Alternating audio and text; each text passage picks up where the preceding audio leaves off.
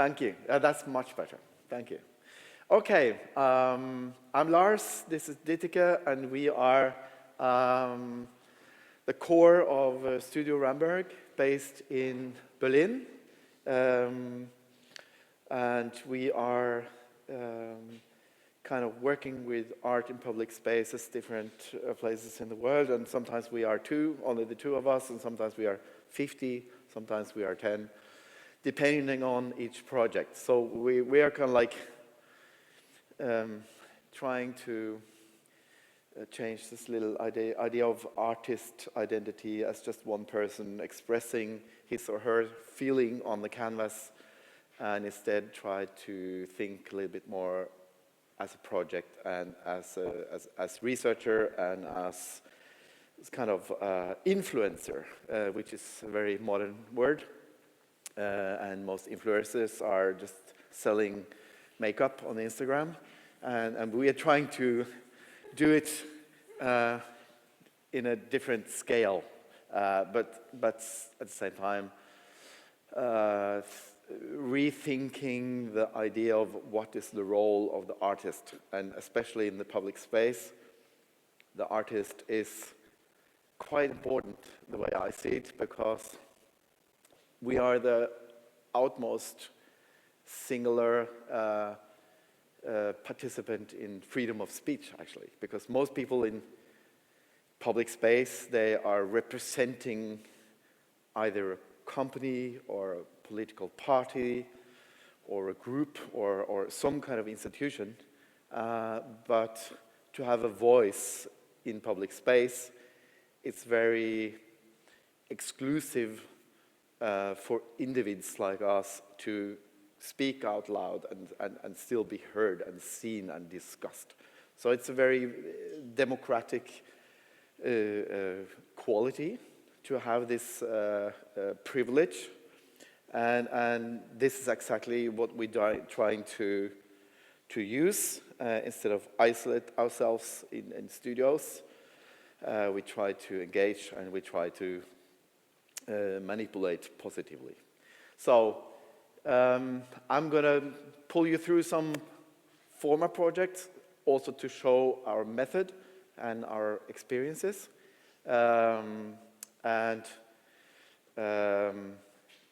We will go through some of the larger projects: Palace of Doubt,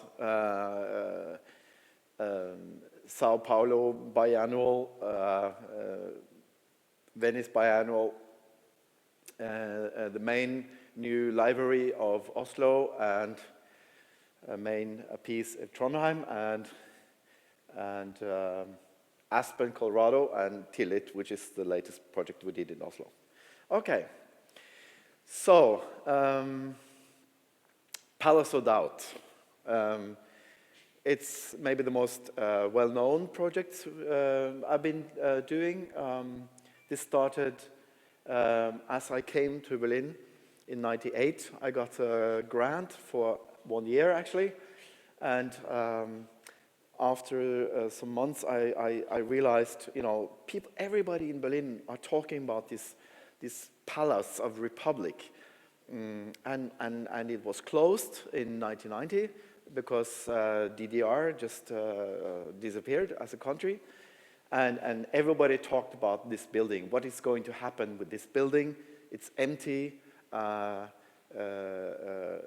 DDR doesn't exist anymore, and so on. And I was really amazed how the discussions were firing up in the newspapers, in radios, in bars, in everywhere.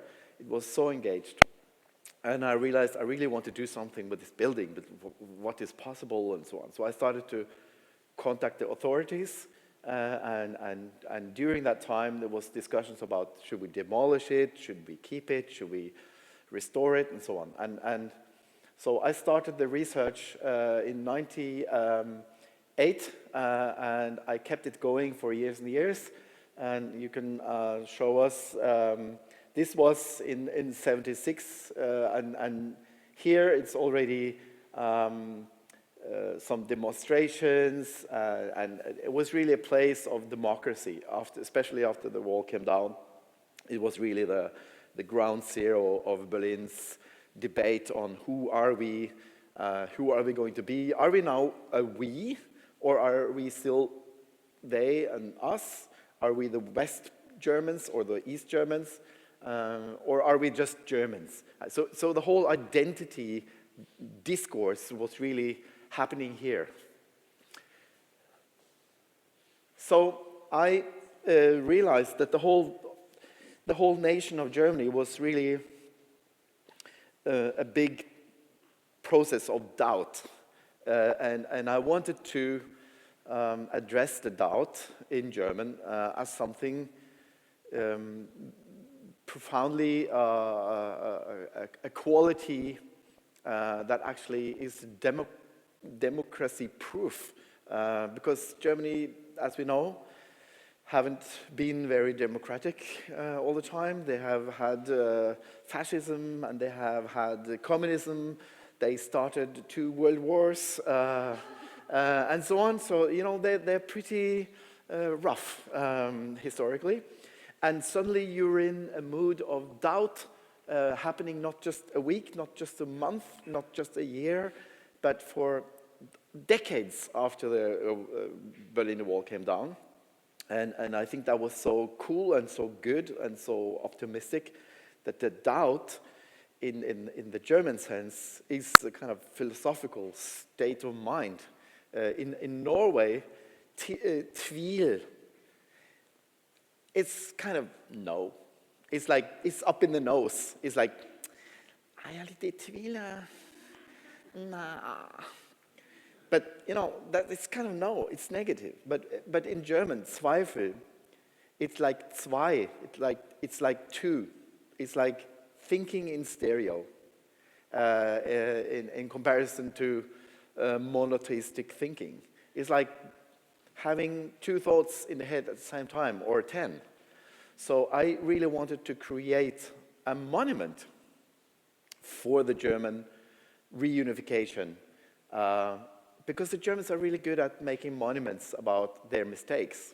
I mean, that's great. I mean, they really had a process of guilt and doubt, and they made all the processes and all the documents on Holocaust and everything, and that's good.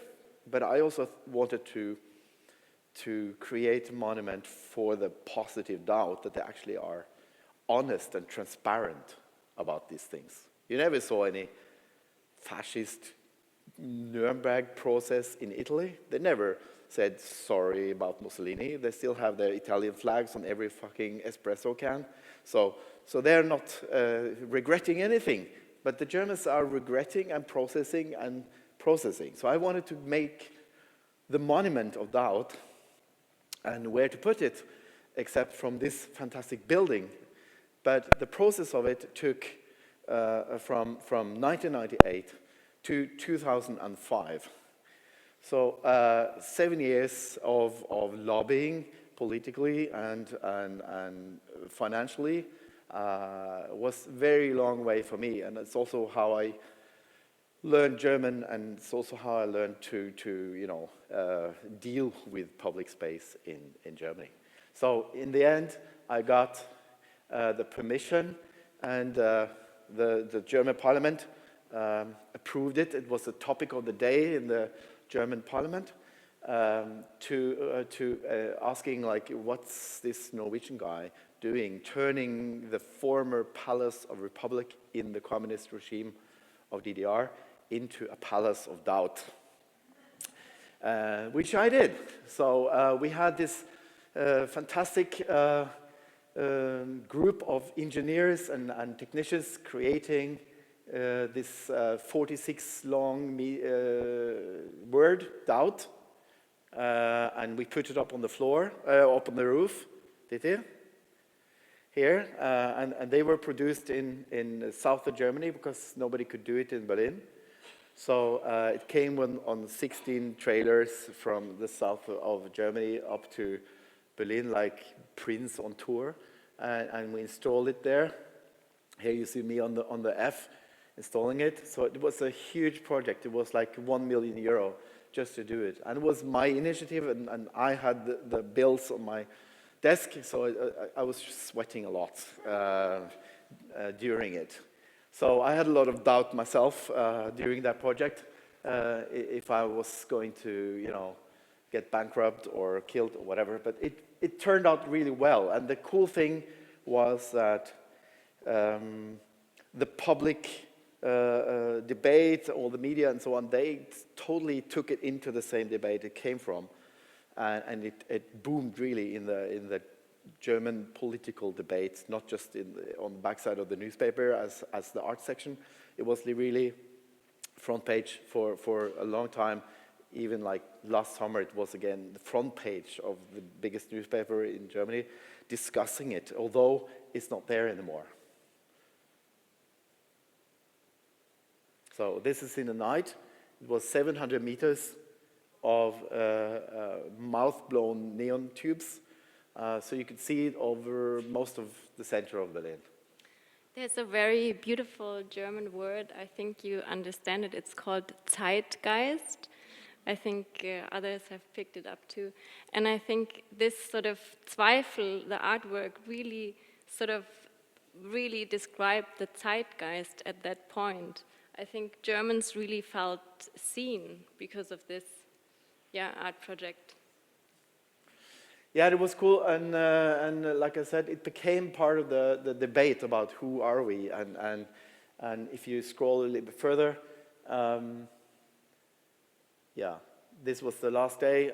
We let people up on the roof there, and it was kind of like epic day. And then during that time, there was a lot of press, as I said, but also on the last day, Spiegel came out with a special edition because it was also 60 years after the Second World War. And they came out with this special edition and they discussed Germany as a nation in the search of itself and its own identity. And of course, Palace of Doubt was the kind of conclusion of that leader article, that this is how far we have come as a nation, that we actually have the guts to doubt ourselves as a strength, as a quality, not a weakness. So it was fantastic to see how the response was to this, and journalists also called this the new logo of Germany. So it was, for me, more than I could dream of, but still the building was taken down. It was a long process of people who wanted to re-erect the palace of the Kaiser Wilhelm, and finally they won this kind of political fight, and the Palace of Doubt was demolished. But the journalist kept on writing, well, you can tear down the Palace of Doubt, but the doubt is still there. So the discourse just boosted more and more, and when they finally came to this stage, having already started to build it, this is not from me, this is from some people in Berlin projecting my word, so to say, on that new building at night as a protest. And they also made, graffitis around the city and so on. So the doubt has become a kind of a new way of seeing this place. And this is how it looks now. It's actually finished. But it's terrible because it's like a fake castle, and when you go in, you have like escalators and steel beams, and so it's like an airport inside, and it's like a facade of a castle outside. But our projects, they never stop. So we have now realized we didn't keep the doubt on the roof, but we have now an application to the German state to rename the whole piazza under the castle to Platz der Zweifel, the place of doubt. So that's in process, and we'll see. Maybe there's a castle standing on the place of doubt. So So projects never stop the way we work. This is from the Sao Paulo biannual in Brazil, which was the title of the whole biannual was How to Live Together. And I think that's also relevant in the context of placemaking and site identities. In Sao Paulo, it's somewhere between 27 and 28 million people living. So it's a lot of people and a lot of architecture. But it's a very beautiful urban experience for me, at least. And in the center of the city, there's a lot of architecture from Oscar Niemeyer. This is in Rio. This is Niterói. But also in Sao Paulo, there's a lot of Oscar Niemeyer. And I wanted to kind of address the beauty, but also the vulnerability of futurism in that context. So I picked up some small bits from a Finnish architect, Matti Surun, who was a friend of Oscar Niemeyer, but he failed because he was putting his money into plastic architecture and mobile architecture. This is mobile summer house from 1967. But the same year, there was this oil crisis, and the whole industry of plastic just collapsed. So it was never realized, except from 4 or 5 prototypes. And I found some ruins of the prototype, and did what Surun has been dreaming of, putting them around the globe and transporting them as mobile. So I kind of performed his mobility. And then I also did a huge photography printed out on carpets and as part of the installation in the biannual. And the whole house was turning very slowly on a turntable. So, and some videos on it, click. And people had to, walk around while they were looking at it. So it was kind of like a ruin presented as the new, like from a new car or a new diamond ring. It's always on a little turntable to show that this is the new, like, wow. And this is a ruin. It's kind of like futurism in past tense. The future is something that has been in the architecture, because it was basically ignoring the future, because they already wanted to design the future, and it also ignored the people. So for me, it was a kind of critical statement to futurism, but also a kind of homage to it.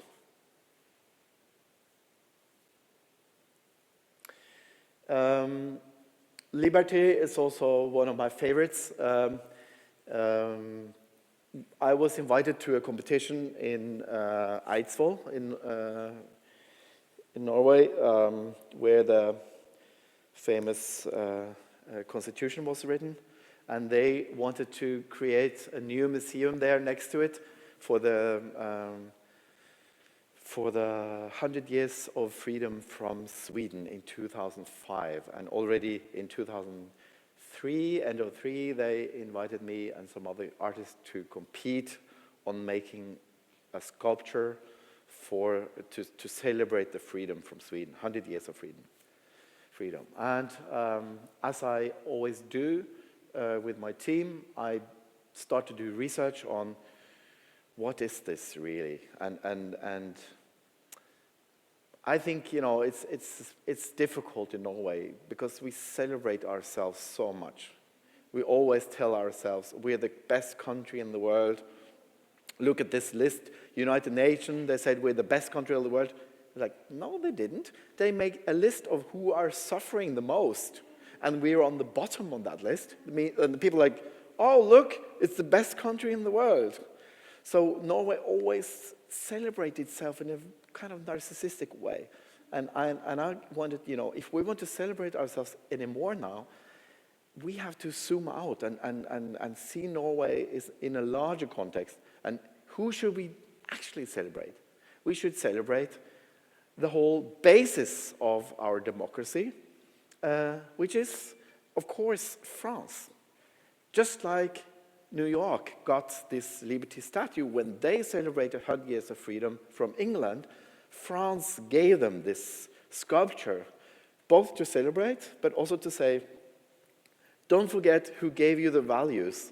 You know, like a confirmation speech, like, oh, mom and dad, we are so proud of you, but don't forget that you had a great home and, you know, we gave you these values.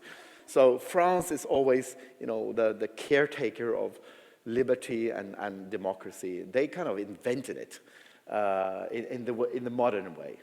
So with the Liberty statue, like in the back of my head, I started to do research in Eidsvoll, and I went to this fantastic tour, and they were so proud. They showed us around, and they also showed that in this beautiful house, they had these drawers, so you could sit on them, and you could just close some other doors, and you can, you know, the party could go on without actually going to the toilet. And they were proud of that, so I think that's actually quite interesting. That's kind of like I want to do something about this. And I went to Paris, also because of the Constitution history.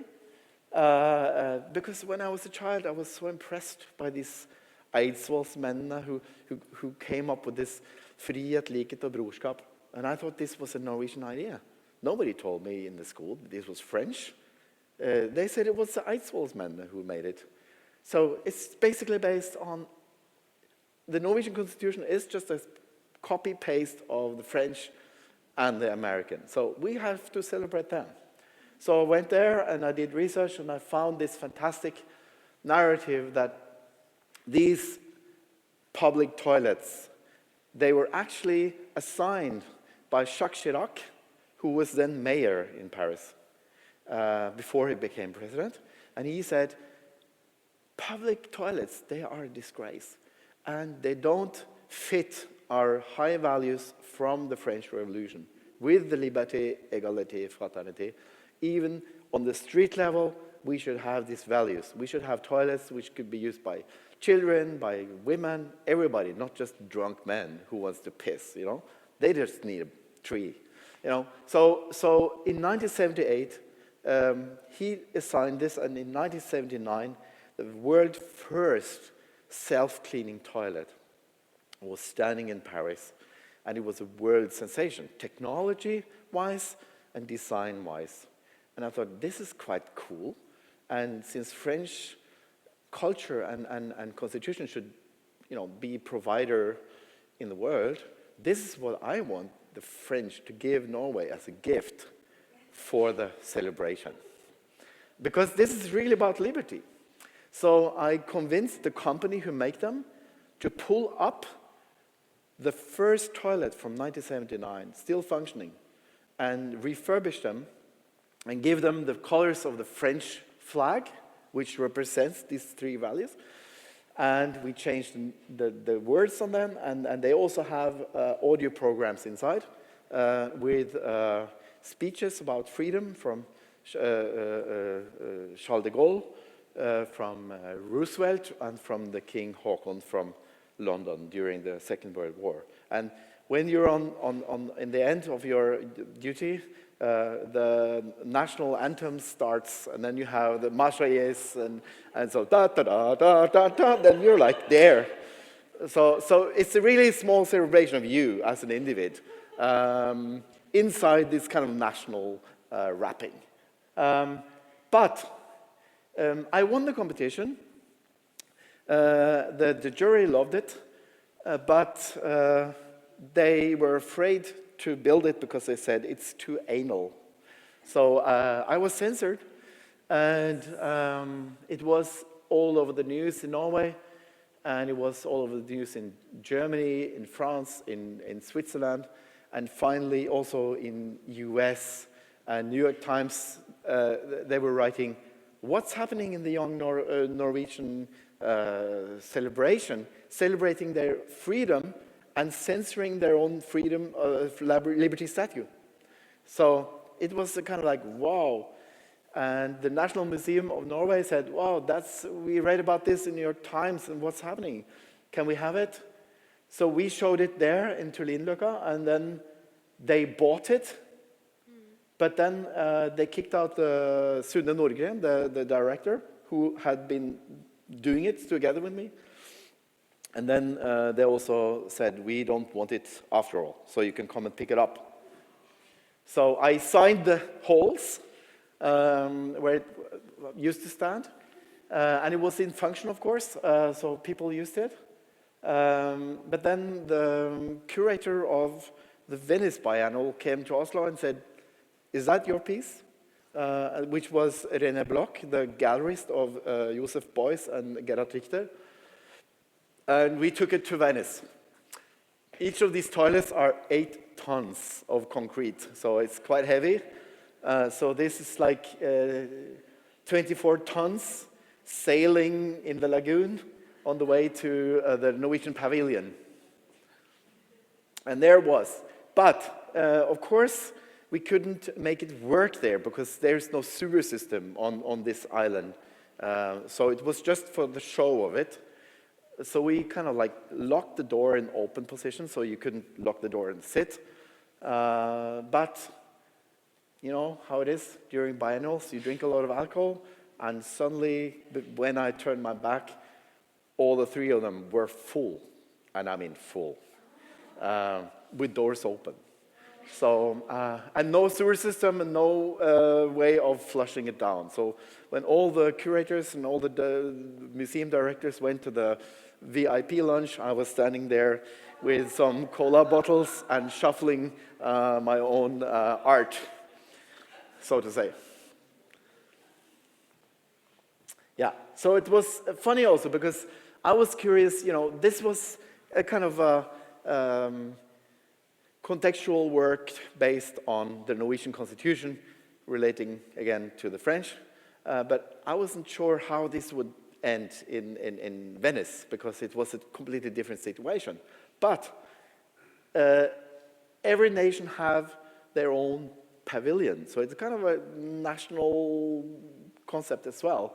And every pavilion, they came to me and they thought it was about them. The Russians, they came over to me, that's just across, they come over and said, thank you very much. I said, why? This is the critics of Putin. Because, you know, Russia, they also have the tricolore again, so they thought it was the critics of them.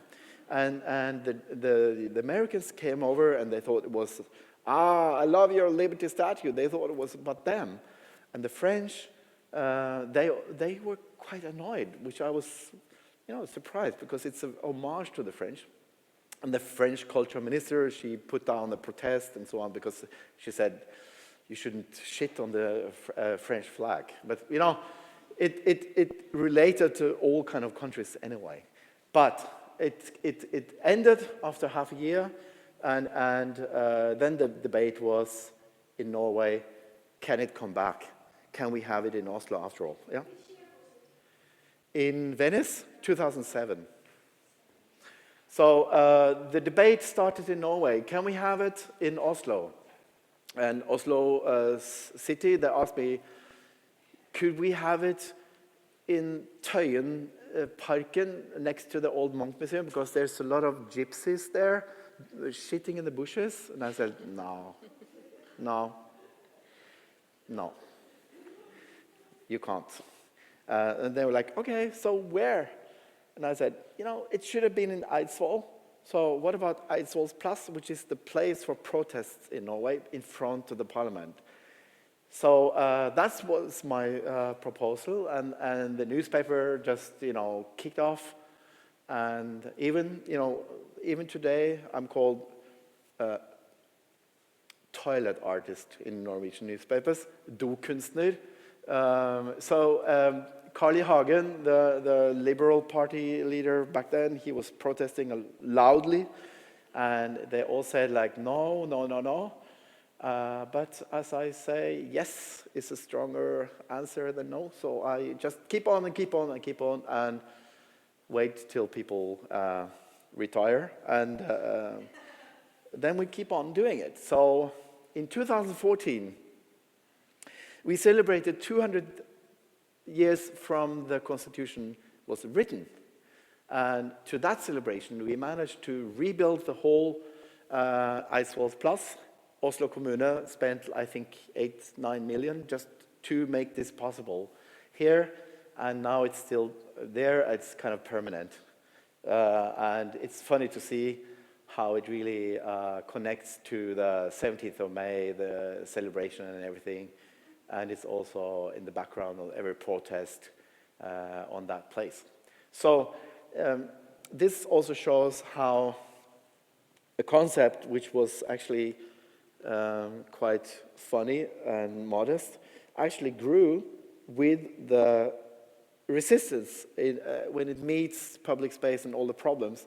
You have the possibility to step up and step up and step up instead of saying, it didn't work.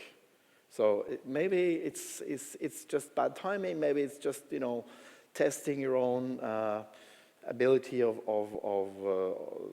sustain your beliefs and so on. But I think it's cool just to see how things can happen. But it is much slower when you work in public space. Everything is slower. Everything is harder. And like Trygve also talked about this process of bureaucracy and so on. I have this all the time, but I started to see this as part of the artwork, not just a process and then you have the artwork. I define the whole process as the artwork, and it makes it easier if you come to the realization part or not, because it's still an artwork. So that was quite funny, and in a way, Liberté became much more prominent, much more relevant, and much more political the more it was kind of in the cross field of being, you know, should we do this, I don't like this, and so on. So it became a kind of discourse in itself. Okay. Just another reference project. I can do it a little bit quicker, but it's also about placemaking. I was invited to Aspen, Colorado, to do with the Museum of Modern Art, to do site-specific work in the city of Aspen. And I went there to do research, and what struck me very hard was that public space, as we know it in Europe, is basically run by and paid by the municipalities and the state. But in the US, it's nothing. It's just private. Everything's private. Even the stones in the sidewalk are paid for by private people, especially in Aspen, which is the place with the highest square meter or square feet, as they say, price in US, higher than on Manhattan. So it's for the super rich, and even benches are paid for by rich people. And instead of saying just like, I paid this and the name, they address it to some dead friends. So it sounds a little more like, you know, like a memorial. So you have Susie Baker, thanks for the muffins. Like, that's quite private. But it's kind of like, it's like a cemetery. It's like a graveyard. Here you have, in memory of Lynette Gutner, she touched us all. Sounds kind of Me Too, doesn't it? So I was like, wow, that's incredible. And these kind of like small, strange statements in public space, which has nothing to do with public.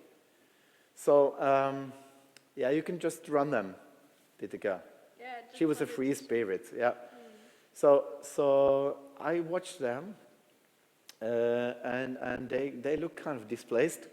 And then I also did research on the fact that Hunter S. Thompson, the famous journalist who invented the gonzo journalism, the subjective journalism, which is now completely normal, but But back then, journalists were kind of like playing that they were like talking about objective truths, and he was like super exceeding it and talking about how drunk he was in the article while writing it. And he made biographies, and he was the biggest critical of Nixon and so on. But he was very politically engaged, and he also was running for the sheriff in Aspen in 1970. And sheriff is, in the US, it's a political job. Position. It's not just a job, you have to be elected politically. So he went to win the sheriff, and he had a political program which was called Freak Power. And his program was, he wanted to change the name of Aspen to Fat City, to make it less attractive for rich people. He wanted to take away the pavement of asphalt and replace it with horse shit. He wanted to legalize drugs, but only after working hours, and so on and so on. And the funny thing is that Aspen was a place where a lot of hippies were living as well. So he actually got 49% of the election, but 1% too little. 49%, although, you know, he was crazy, but he wrote a big biography about it, and so on and so on. So I went to see his widower because he shot himself just a couple of years before I came there. And I went to his home in Woody Creek, and to his, this is his chair where he was sitting and writing. So I did a lot of research on him and talked about, the widower talked about his life and so on. And so we, and I was picked up by the sheriff back then to drive out to parties, and the sheriff and me, we had drinks together. We got pissed drunk together, and he was driving me back to the hotel, and he's like, "Don't worry, I'm the sheriff." You know, I was like, you know, it's like, it was like being in the film Fear and Loathing in Las Vegas with Hunter S. Thompson. So it was crazy. So because he was dead, the Aspen rich people, they were actually quite sad because they said, we miss this kind of like freaky guy criticizing us, and we liked him. So I was making 10 sitting sculptures with his quotes on them, engraved in the back with leaf gold, and I got the Aspen skiing company to produce it for me, and we put them up on different places where it also gave it a contextual meaning. For example, this one.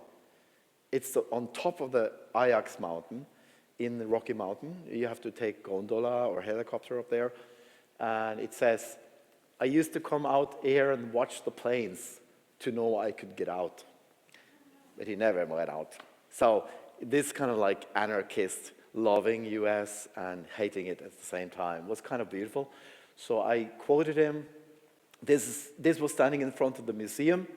The truth is never told during the 95 hours, and the museum was open from 95. So it was funny, and the coolest part was that they loved the benches, and it was actually sold on an auction, all of them in Aspen, and all the richest people, they bought them so they could stand there forever. So they're still there. And the cool thing was also that they kind of aligned with these strange benches I showed you in the beginning. So they kind of made a crazy mix there as well. It's a kind of dirty mix. And 2 years later, we was called up and told we have to come to New York and receive a prize, because in the US they have something called BCA 10, which is Best Collaboration, Arts and Business. And because of this and our collaboration with Aspen Skiing Company, we won the prize for visual arts nationally in the US. So that was kind of cool. We did, this is the only thing I did in the US, but we won the prize. So that was great. And it really put Hunter S. Thompson on the map again as the guy who kind of like gave Aspen this kind of critical angle to its own place identity. Let's go back to Norway, Trondheim. Click. This is Gråmølna, the museum where Håkon Breken and Inge Sitter has their collection, or the city has a collection of them. And I was asked, or we were asked, to do something in the area, actually next to it, on a playing field for kids. And we kind of managed to convince them that it's much cooler if we make a piece of art here, in the context of this little house. And the history of the house is also quite cool, because it used to be, before it was refurbished, it used to be a soup kitchen for poor people. It was also at the arrest for drunk people before that. So because it's in the harbor, it's a very heavy area. And the whole area was called the Grey Mill. So it was a grey, sad place. And now they renamed it, and it's called Solsida. Really? So it's like the sunny side of the street as a name, which is kind of strange. But so we thought, you know, this is really the typical example of gentrification, and an old harbor area where poor people and prostitutes and drug addicts used to be. It's suddenly the new fisher kind of like hype place. So we went back to Berlin, and we started to make some comparisons. For example, here is the only piece left of the Berliner Wall. It's actually protected by UNESCO, and still somebody managed to get permission to build a high-rise directly on it. Because Berlin needs the money, and you know, they kind of like kill themselves. So they put this up, but as we know, Germans are not so good in English, so they write sale on it instead of for sale. But sale means it's cheap. It means like it's sale, you know, and a telephone number. And the cool thing was also that in Berlin, people really protest. In Norway, people don't protest. In France, they put on the white vest and they go out in the streets. In Norway, nobody says anything. But in Berlin, there was a big protest when they took away parts of the wall to allow the building of this high-rise. And I was thinking, how can we use this in a way without becoming, you know, kind of pathetic and protesting in a very old-school way? And I realized, you know, maybe we could buy ourselves into the problem. What if we buy these pieces they take away? Because then we are part of the problem, and then we are allowed to kind of like speak about the problem without being us and them. Then we was like, this is crazy. So we did that. We spent some months to be able to buy some of the pieces, and we suggested for the Trondheim city to put them right in front of the Gråmølna. Actually 6 pieces, just as many pieces as they have glass panels. So it would basically lock them in or protect them from this shopping mall on the other side, so depending on how you see it. And we gave it a name. Kapitalistische Realismus is not just a word saying the capitalist realism, but it's a movement from the 60s, invented by Gerhard Richter, Sigmar Polke, Ditteke, and some other artists, because they came from the East. Richter and Polke, they came from East Germany. They jumped the wall because it was still in the beginning of the building, and they went to Düsseldorf and they studied there. And in Düsseldorf, everybody were making like social realism, and you know, strong, socialist architecture. And they said, nah, we have this, in communist Germany, we don't want this. So they made capitalist realism, which is kind of a joke. It's kind of like irony on both sides. So we thought this is an homage to this idea of being a capitalist realist, which is basically Norway. So how could we do this?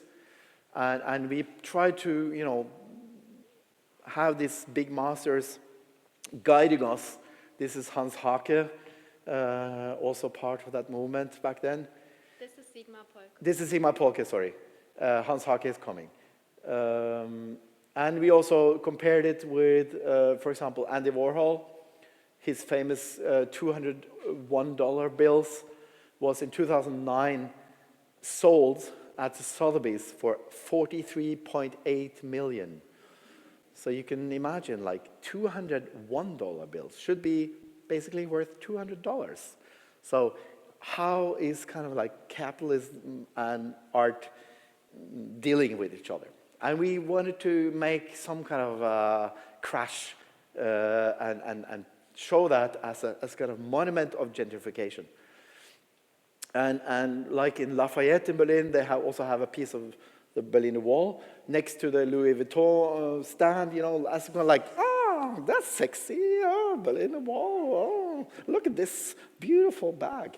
So it's like kind of like vulgar how history and objects suddenly become part of capitalism without even, belonging there. This is Hans Hake. He also took a watchtower in East Berlin where they were sitting with snipers and shooting people who wanted to escape the wall. He took it over and he placed this Mercedes logo on it and a text, and it's called the Death Tower. So we wanted to learn from the best how to do it. And we ended up here. As you see, the 6 panels are kind of like behind the 6 pieces of Berlin Wall, and the name Sail, you remember from the first building, the sail and the telephone number, we kind of adapted that, same font, same name. Also because Sail is here facing the shopping center in Solsida, where Sail, earlier it used to be Sail once a year, now it's Sail all the time. So Sail is it's like a slut. It's basically, Sail, guys, it's Sail. Ah, Sail. So then you're like, oh, what's that? The Sail? So it's kind of like a very, very kind of like flirty word without much historical substance. And then you have this heavy, heavy, heavy history of the Berlin Wall. And to put them together, it doesn't fit. And that's the whole point. It's kind of like showing the kind of displacement of the wall. And the coolest thing was we managed to convince René Bloch, which was my curator in the Venice Biennale, to borrow me 80 original pieces from the series of Kapitalistischer Realismus from the 60s. So we had the whole series of Sigmar Polke and Gerhard Richter and all the big masters inside the building as our catalog for the piece outside with the same name. So this was on the opening. Yeah. One interesting fact to tell as well. In GDR, the wall was also called the antikapitalistische Schutzwall, which translates like the anti-capitalist safety wall. Protection. Protection. Yeah. They in DDR they talked about the wall as a protection against capitalism. In the Western countries we said they locked us in, but they called it a protection against capitalism. So it was kind of a play on that. Well, that's true. And all the graffitis here are original. And to protect them from being just, so somebody wouldn't just write fuck or something on top, we had a company which specializes on anti-graffiti to protect it. Because on new buildings, they spray some kind of sugar coating on it. So if you have a graffiti, you could just use hot water and steam, and then it melts and goes off. So we put this sugar coating on this one, so if somebody put some other graffiti on top, we could wash it off. And it was funny because this was done several times, also a couple of months after we finished it. And this company stands there with this steamer and the sugar coating and to protect it. And people on the street like run over to them and say, stop, stop, stop, stop, stop, stop. What are you doing? Are you crazy? This is original graffiti from Berlin. Are you taking this down? Are you stupid? And they say, no, we're not taking it down. We just try to protect it. Oh, yeah, okay, thank you. So the people of Trondheim, they really care about this, because I was also not sure, maybe they just spray it and think this is an invitation to, put more things on top.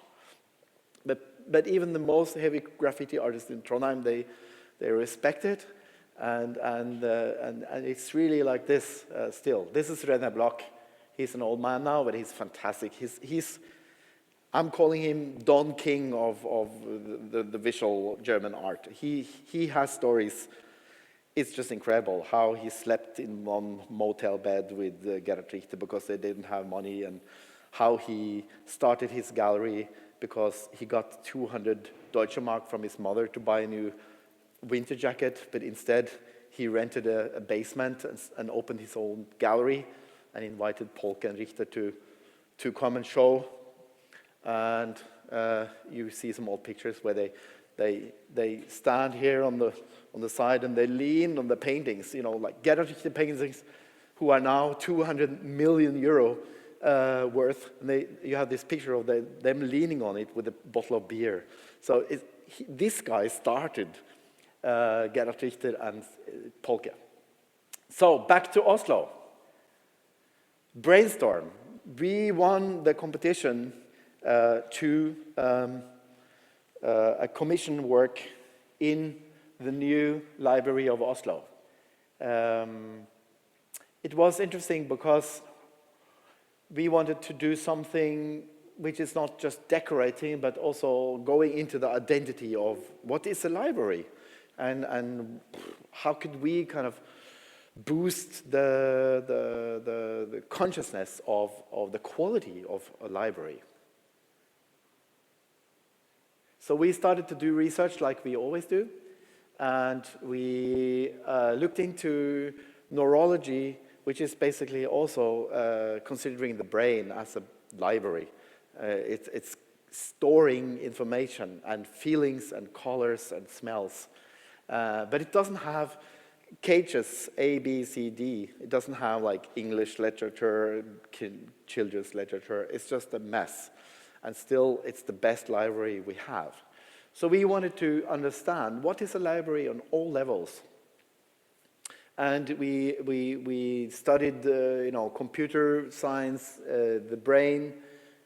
We studied animal of here, collective intelligence. How do animals organize themselves like this? Who is the boss? Who is the choreographer? Who decides to do this kind of intelligent moves when there's an enemy or a shark around? And then we studied public movement, like to the left, it's a metro map of Moscow with a kind of like suburbia and then one ring in the middle. And this is the map we got for the library because the architect said, this yellow dot, this is where you should have the artwork. And we said, nah, I don't think so. We want to make an artwork about thinking and about movement and about connecting.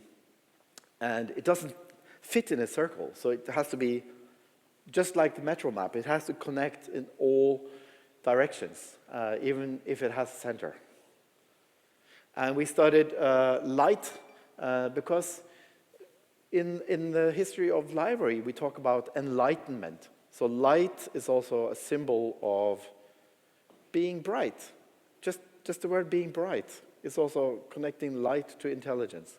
So we studied the kind of like etymology of light, but also light is a threat, and it's also a possibility, it's energy, it's everything. We couldn't even read books without light. So light is essential in the context of a library.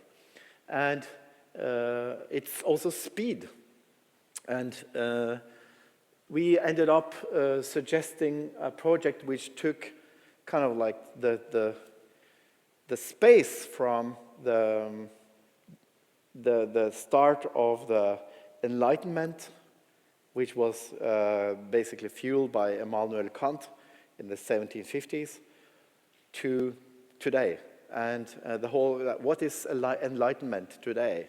And we ended up making a piece, very wild, I'm trying to illustrate it here, a wild piece, not an organized piece, because you go into libraries like, shh. But I want a library to be alive, and I want it to be more like the brain. It should be something that connects more than disciplines you. And it's also interesting that today, when we write an email or a text, we think it's Wi-Fi. It's just, wireless. But that's just from my iPhone bought to that box, and then it's like optical cables with as light, and it goes to over the Atlantic Ocean and to California to my Hotmail account and back in 1 second, as light, with the speed of light. So today, light is also the kind of like the technique of Gutenberg 300 years ago. Light is information. So in a library, I wanted light to be the kind of like carrying element. And this is now installed. It's 425 meters of glass tubes, mouth blown in yellow and white. And it really has changed the perception of the library when you come in, because it's not anymore a quiet place. It's a place where the connection is really visual. And I also get these thrills when I see YouTube videos from Japanese earthquakes, and people sit there on their desks and everything's very neat, and then suddenly you see everything starts to rumble, and then whole ceiling comes down, and then you see all the cables which we try to hide, all the cabling is kind of like not meant to be seen, and I kind of like that kind of dirty look of looking behind the curtain, see how things really are. So in a way, it's also tribute to these cables we are not used to see, and to kind of visualize them. Maybe it's also interesting to mention, like, the neon glass, you can only have it like in 1.20 meter length. So what you see here is not only one glass line, it's existing of like, I don't know how many hundreds of parts and bits of glass, which are together building one long line. It's about 300 tubes, and it wasn't also possible usually to make neon in 3 dimensions. You can make it on a drawing, on a table, in 2 dimensions, and then you can install it in 3 dimensions. But we made a model in 3 dimensions in Berlin, and we scanned it with digital techniques, and we made 3D prints and so on, and we ended up in a very difficult situation, and we had to force our glass blowers to blow each tube in 3 dimensions, and they thought they couldn't do it, but they did it fantastically. So this is now installed, and it's also interesting because we had a different title when we started, but as we saw it growing, we changed the title to Brainstorm, because it was also in the middle of the Corona crisis, and everybody talked about how we tried to find a solution and a medication and vaccine, and all the laboratories in the world connected to try to make one big brain and try to hack the code So we decided to call it brainstorm, because brainstorm is when you think together. You can't have a brainstorm with yourself. It really is about the collective intelligence, not the subjective intelligence. It's thinking together. And I think that was a good title for a library, which is basically some sort of a collective brain and also a social brain for the city. The last one is TILLIT, which has been really interesting journey. Me and Ditteke, we won the competition in Oslo to become city developers officially. For the first time in Norwegian history, Oslo decided to invite 3 artists to be part of city development before it's even made. Usually artists are invited, just like the library, when the house is finished. We want a piece here and there, so you just make an installation under the conditions which are already set. But this time we were invited to a competition where the artists should be part of the team before the city has even been developed. And this area is called Hovinbyen. It's around Økern. This is Økern. And the whole area is going to be a new city part with 100,000 citizens. So it's the same size as Kristiansand or Drammen. So the city developers, they had already made some huge plans. They wanted to tear down this shopping center and replace it with a much bigger shopping center. It should be Europe's biggest shopping center, and including swimming pools and Disney things and shopping till you drop. They had been investing $250 million just for planning. And they had worked for years and years, and they had managed to get permission to build everything. Everything was clear. All the architects were done. All the regulation sets were done. Everything was done. It was just to push the button. And then they had the doubt. They said, are we doing the right thing here? Is this really so cool that we think? Or are we late? Are people ready to, spend so much money on shopping malls, or is it just over? And then they started to doubt, and then doubted and doubted, and then Corona came, and people sat in home offices and ordered food and clothing on the computer, and they decided to skip it. So they skipped the whole project and wanted to start new. And then they had a dialogue with Oslo Kommune, and they said, that's cool because we want to make a project where the artist is part of a new way of thinking about what is a place, what is a city. So that's how we got there. We won the competition to start with the Høyblokka as a point of departure. And Høyblokka is also interesting historically because it's a copy of the Seagram building on Manhattan by Mies van der Rohe. It's a small copy, but the architects were very clear. They were super inspired by him. And this was the highest building in Norway in 1969. So it was a kind of futurism back then, but it just never took off. So this is a kind of a ruin which was supposed to be demolished.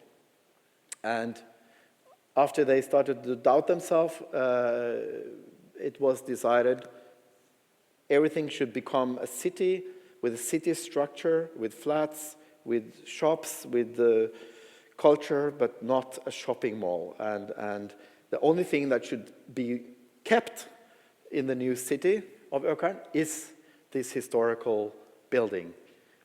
Okay? And in the beginning, we met with the developers. Here we see them, and we stand on the top of it. You see that it's a fantastic view from there. But Økern is, of course, the most ugly place in Oslo. It's really hardcore, post-industrial, it's dystopic, it's depressing, it's full of just roads and it's poor. But when you stand up there, you see, wow, it's actually quite interesting. And we walked up there 20 floors without an elevator because it's been empty for 20 years. So we walked up 20 stories just to have this view and have a talk with the owner of the building who's standing there.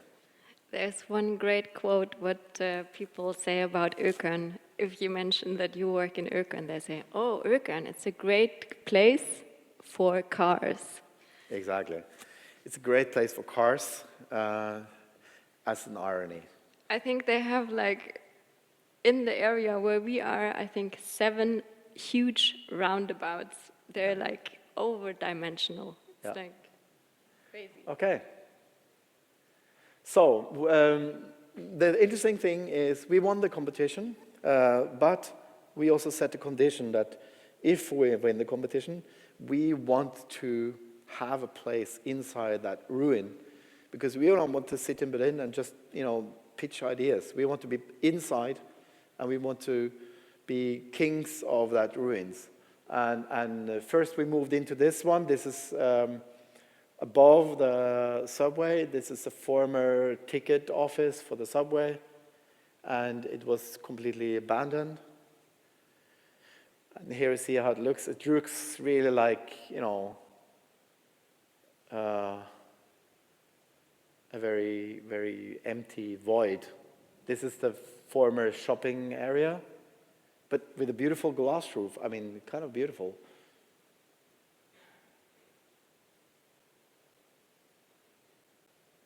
Yeah,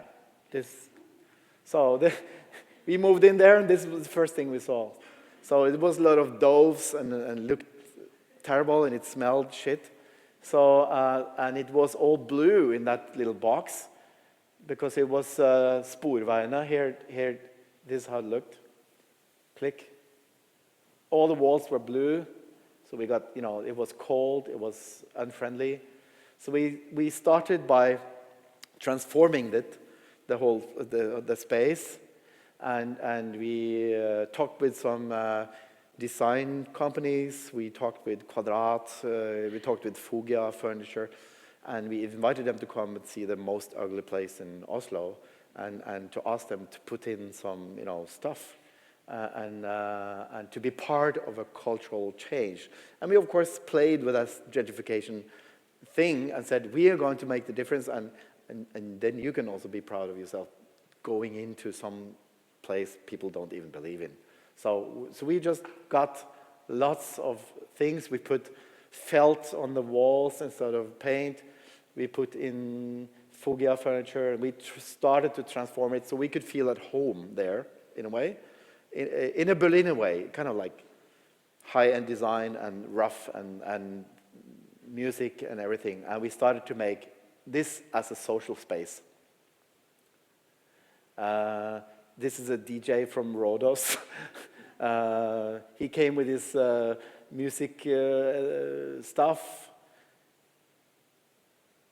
and we brought some of our own pieces, and we wanted to turn this into a think tank, and we wanted to make the kind of debate about what is the city going to be in our studio. Instead of making art there, we made the studio into a kind of a room for discussions. So we brought in Erling Fossen and Sverre Landmark and all these kind of like big shots in city development in Oslo. Knut Schreiner to the right, who's most known for his band, Turbo Negro. So we started to discuss what should this place be.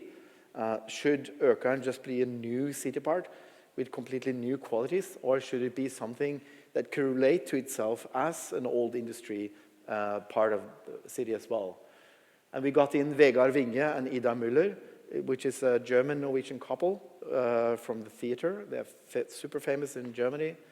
and US, and we convinced them to move to Ökern, and they are now inside this big shopping mall and renting 500 square meters there, producing their art inside. So we brought up some Berliners and some stuff, and we tried to slowly transform the idea of the space as something beautiful, but also rough, not beautiful in a simple sense. Yeah, you can run a couple of pictures. So this is when we look out. We look out on the trains coming every 4 minutes, and we started to play very loud music there. We bought in huge music equipment. So in the nights we were playing techno, and people were like, funking on the stops. So suddenly this started to live, and every Friday we did this after work drinks for people working with architecture and design and so on. And suddenly we got a phone call from the secret police in Norway, PST, and I was like, uh-oh. Somebody told them that we have a kind of illegal club in Ökern, and it's like, yeah, but I have a question, because it's a rumor that you have a illegal nightclub there in Ökern. Like, really? Okay. Yeah, because the culture minister, Anette Tretbergstuen, she has birthday, and she would like to have her birthday in your techno club. Is that possible? Like, you're not going to arrest me? Like, no. But we have to see that it's safe, It's the Minister of Culture. Like, okay. So PST is coming and checking out, like, is this safe? And then she comes with her party and is dancing, So somehow this place has been marketing itself because it was so dead. Every drop of vitality has really been seen and celebrated. So, back to the project. What are we going to do there? And also a lot of politicians and city developers, they were asking, like, so what are you really going to do there? And we said, yes, we decided we want to work with AI. And, everybody loves that word, AI. Oh, yeah, that's fantastic. And I said, no, not that AI. We work with a different AI. We work with artist intelligence, because that's what we do. Because we like to think of art as intelligence, not just shapes and colors. It is a way of thinking. It is a way of dealing with things.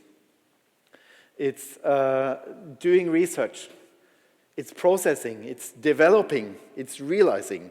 It's a whole thing. It's not just making a piece of art and putting it up on the wall.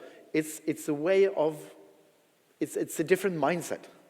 And people are so impressed when you say AI, because they think computers are much better thinkers and much better researchers, but it's wrong. It's a very linear way of thinking. But artists actually should be seen much more as thinker-doers. So what we wanted to do is to start with building trust to the arts, to the culture, that it actually can make a difference. And I also like the phrase to build trust.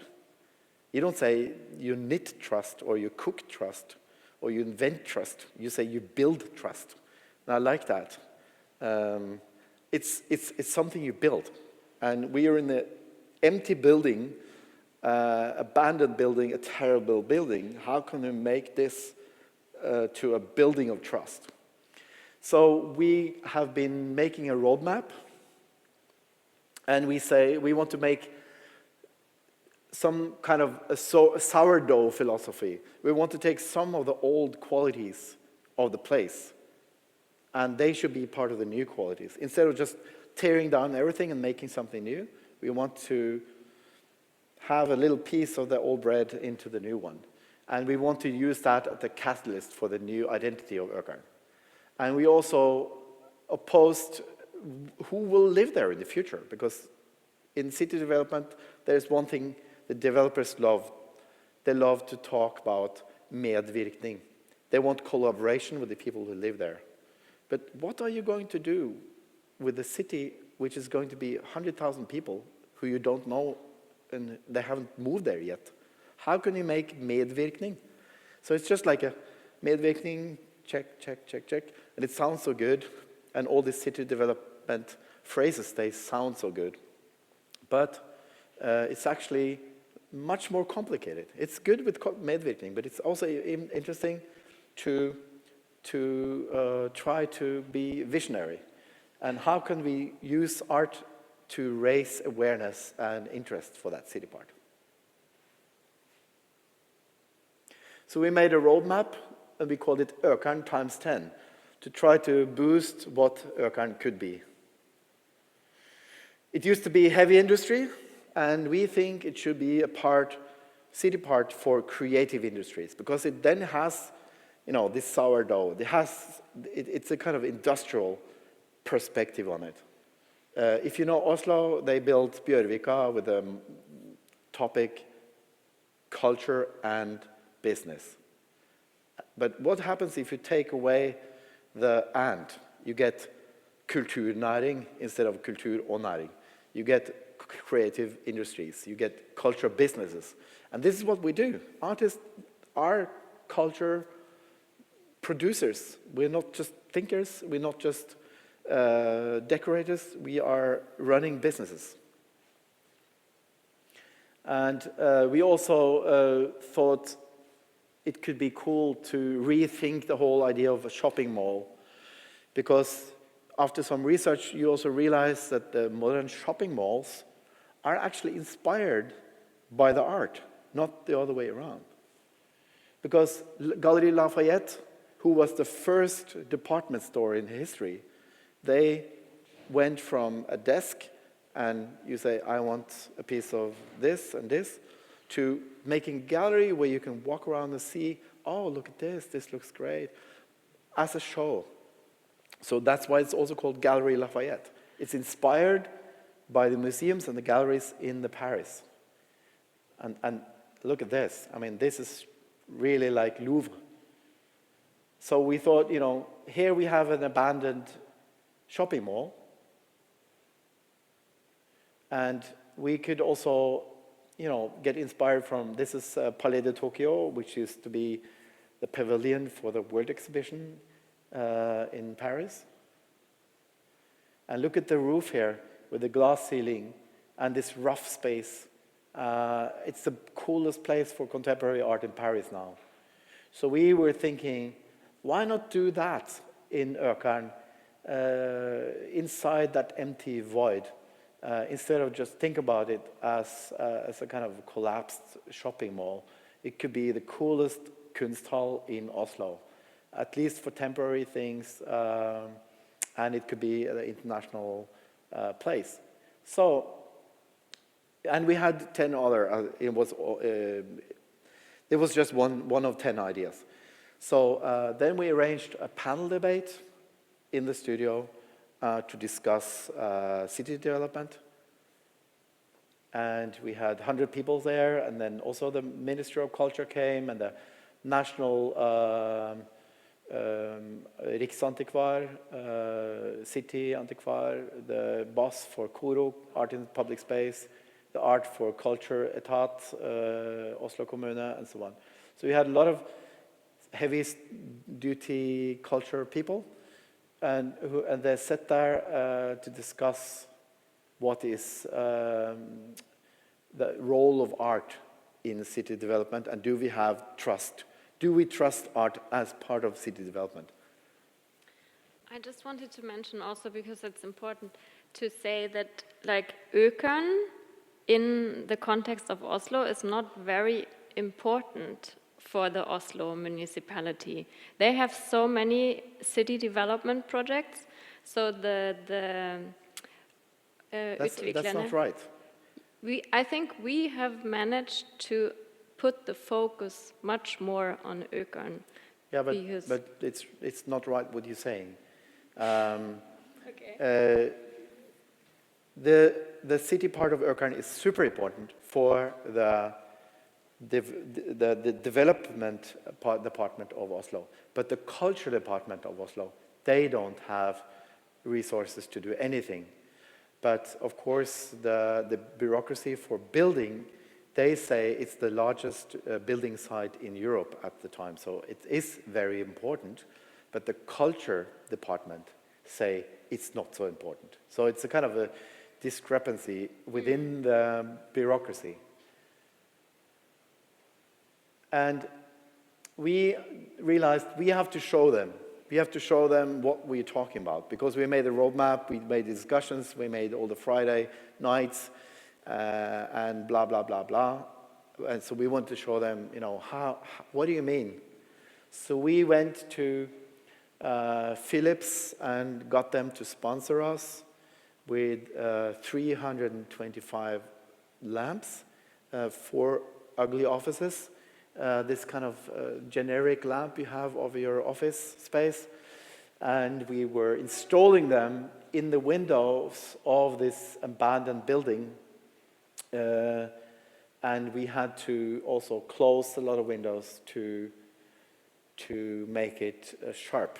So we also reused all the ceilings to close 600 windows to make this possible. And then we turned the whole building into a light sculpture, basically saying trust in Norwegian, TILLIT, which is also a palindrome. You can read it backwards and forwards. And it's also on both sides of the building. So you see it basically all over the city, and it's 24/7 on, and it's kind of an irritation for a lot of people. Some people have exploded. They wrote articles in the newspaper. They should spell mistrust because we think this is a terrible place and so on.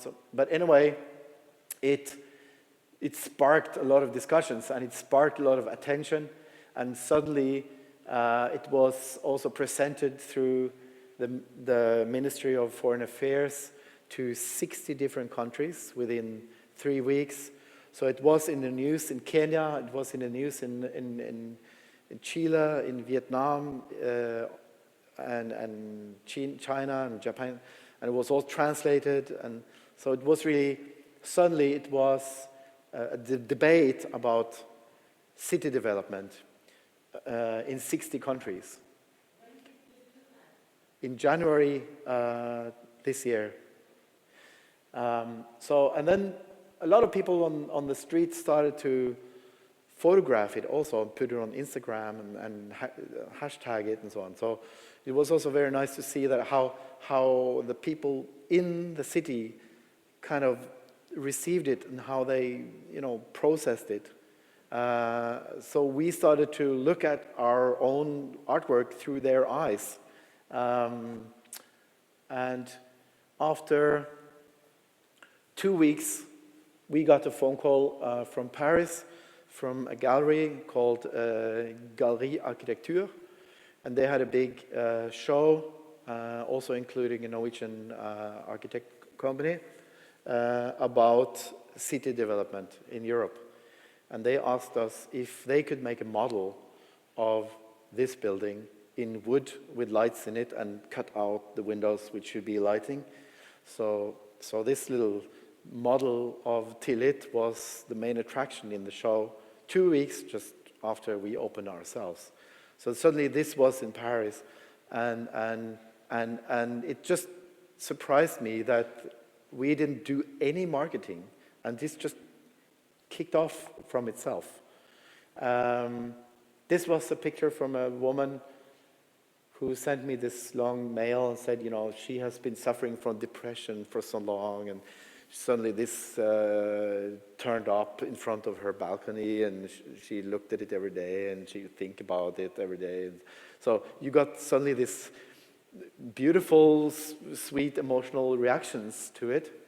and other people just hates it and wants it gone. So it's everything, basically, because in public space, you have the art lovers, you have the people who just pass it, they haven't even seen it after 4 months, and you have people who hate it and they want to kill it, and everything. And that's what I love about working in public space, because it's unpredictable, and it's really for everybody. And it changes depending on the light, depending on if it's foggy and bad weather or good weather. It really changes, and it's standing there as a kind of, you know, statement, but also question mark. Some people say, "Well, you shouldn't be TILLIT because there's no TILLIT there," and say, "Yeah, but you know, maybe it's not saying that there is trust there. Maybe it's just questioning trust. What is needed to build trust?" So we're not like making a manifest of trust. We're just addressing trust as something that, especially in Norway, was very much taken for granted. I think I read somewhere that Norway is the country in the world with the highest level of trust to authorities, to neighbors. People don't lock their houses. It's a place where people basically have a lot of trust. But things are changing, and I think trust is not so obvious anymore. So I think we need to address it, and we need to question it, and we need to also, in the context of art in public space, we need to be heard, we need to be fighting for it, and we also need to tell authorities and everything that if you want to build a new city, if you want to build a new place, you actually need people like us who work with art intelligence to create new identities, new experiences, and new visions. And that's why we're here today. So thank you very much.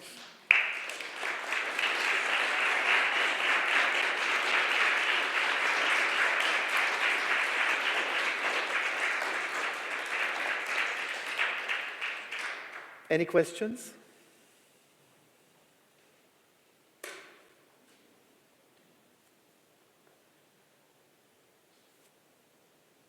Anybody from this city here today?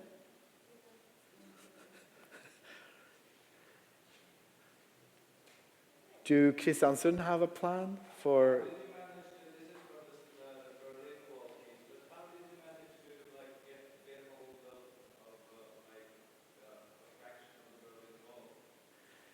It was a long process, and a lot of emailing and so on, because it wasn't just about shopping and paying, because they also wanted to know, what are you using it for?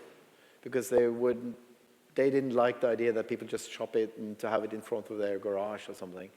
And we had to fill in a lot of forms, and it took months and months. And the cool thing is that when we did it, they told us it was the last pieces you could get. They have been selling them before, when the wall came down in 1989. People sold them to, you know, Los Angeles and all over the place.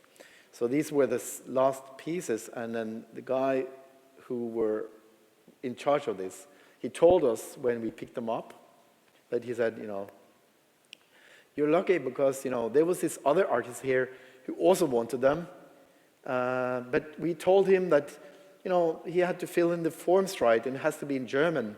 So, and I said, who was that? And they said, I don't know, it's a Chinese guy. I think it was called Waidelich or something. So, but he didn't fill in the German forms. So that was funny. You have to. You did proposal for work in Oslo earlier. Yeah. And it was this air channel tower. Yeah. Yes? When I'm driving in Oslo, I see them and I'm thinking of you, Lars, and it's very sad that you didn't get this project. It's actually interesting you ask, because there is something happening now, and we also did a little new version of it. But I think we're out of time, otherwise we could have shown you. The cool thing is, shall we show it?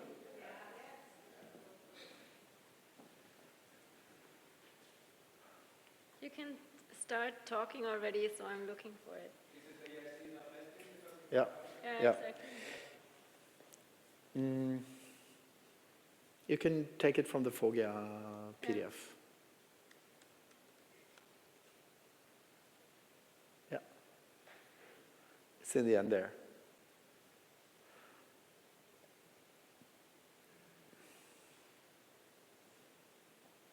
There.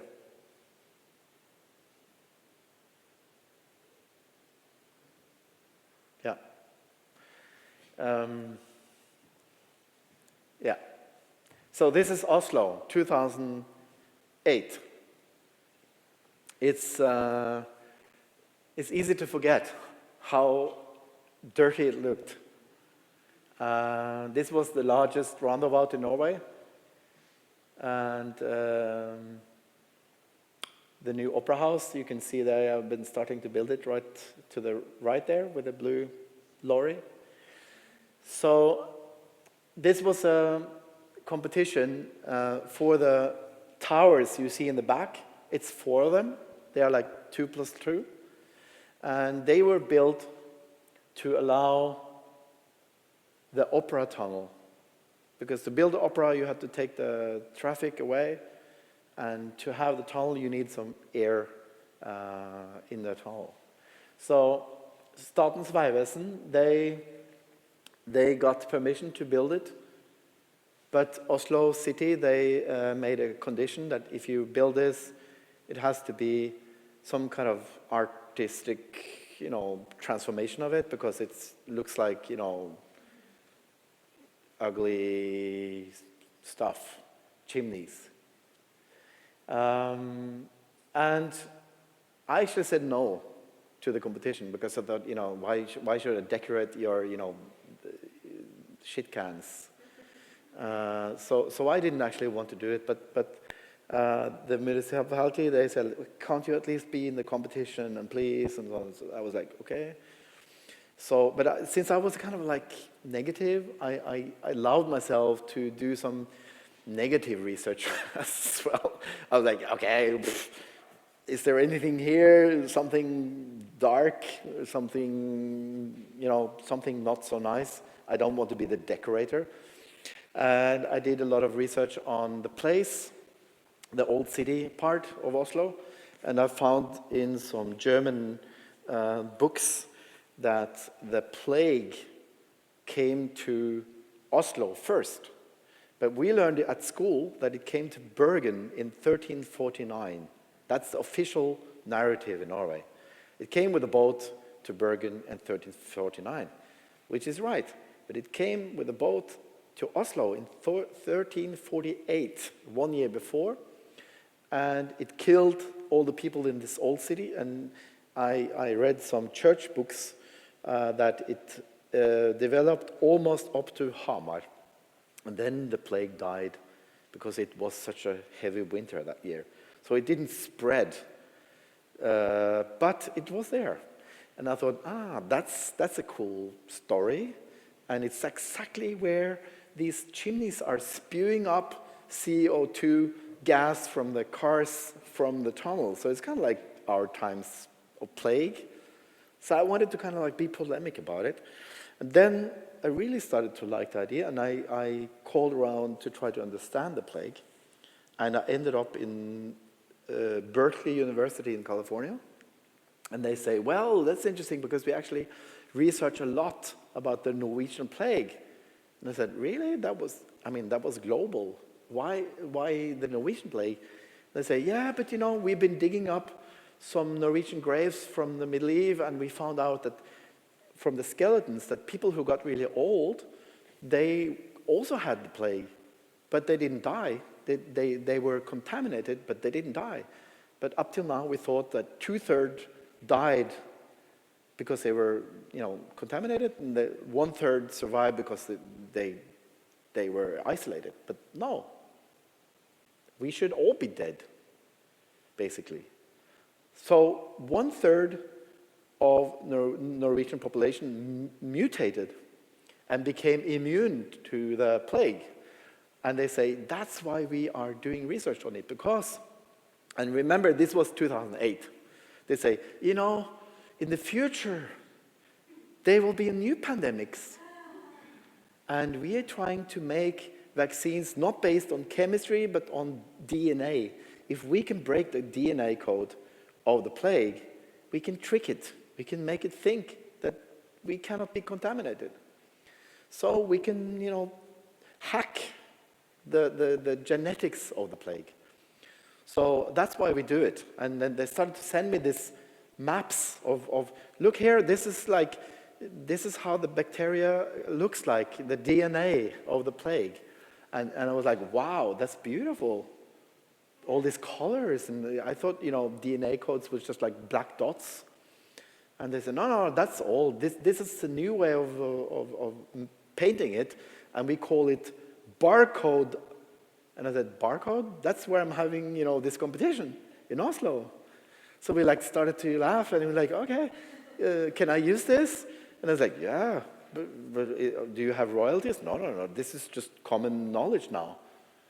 So I suggested, actually, to put them on the towers with light and showing 72,000 codes of the DNA of the plague. And I won the competition, but Statens Vegvesen, the state road agency, they didn't like it because they realized it was kind of connection to some kind of negative storytelling. And I said,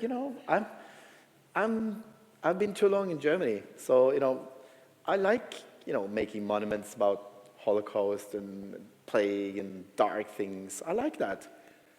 Monuments shouldn't only be about happy-go-lucky. It should also be about, life and death. And the jury loved it, but it was never built.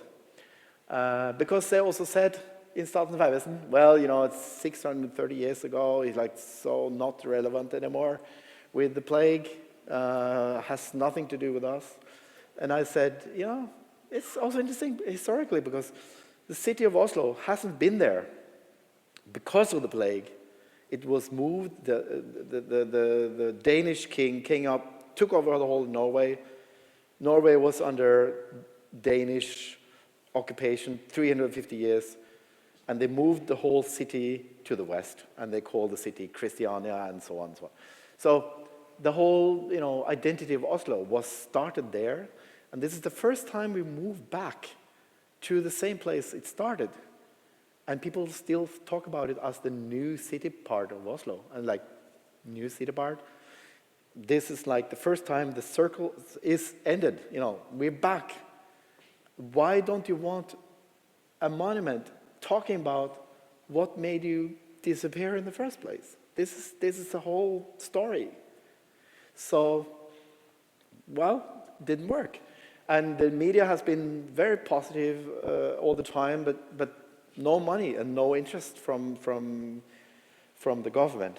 So, as we all know, in 2020, we got the fantastic plague again.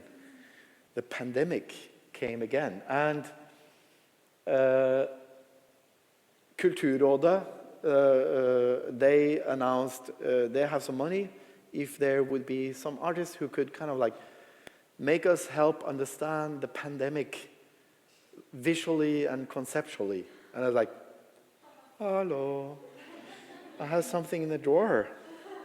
It consists of 72,000 pieces. Interested? And they're like, yeah.